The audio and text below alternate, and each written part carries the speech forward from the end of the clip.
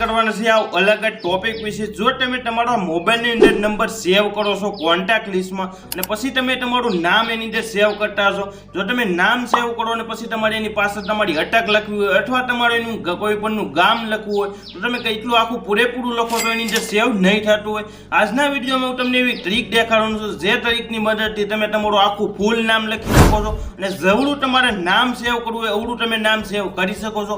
એ પણ કોન્ટેક્ટ લિસ્ટમાં તમારે કોઈ પણ એપ્લિકેશનને ડાઉનલોડ નથી કરવાનું। તો આ વિડીયો તમે પૂરેપૂરો કમ્પ્લીટ જોઈ લેજો અને હજી તમે વિડીયોને લાઇક નથી કરી તો ફટાફટ વિડીયોને લાઇક કરી દો। ચેનલમાં તમે નવા છો તો ફટાફટ સબસ્ક્રાઇબ કરી દેજો જેથી આવા નવા વિડીયો આવે તો સૌ પહેલા તમને મળે। તો ચાલો આપણે વિડીયો ચાલુ કરીએ।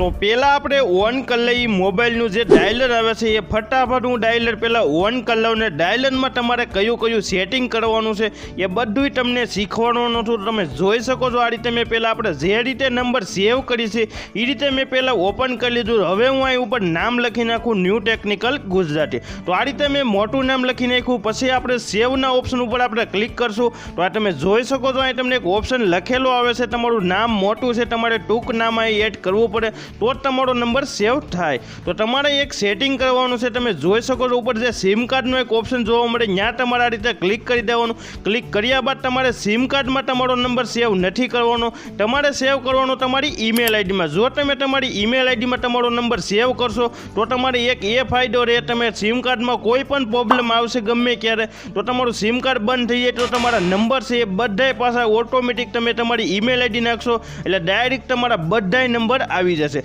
તો આ રીતે મેં એક ઈમેલ આઈડીને સિલેક્ટ કરી લીધી। ઈમેલ આઈડી સિલેક્ટ કર્યા બાદ જે રીતે પાછું મેં નામ લખ્યું હતું એ રીતે પાછું લખી નાખ્યું ન્યૂ ટેકનિકલ ગુજરાતી અને હવે હું સેવના ઓપ્શનમાં ક્લિક કરી દઉં તમારી આમ જ। તો તમે જોઈ શકો છો આ રીતે મેં ક્લિક કર્યા બાદ તમે જોઈ શકો છો એક જ સેકન્ડમાં મારો નંબર સેવ થઈ ગયો।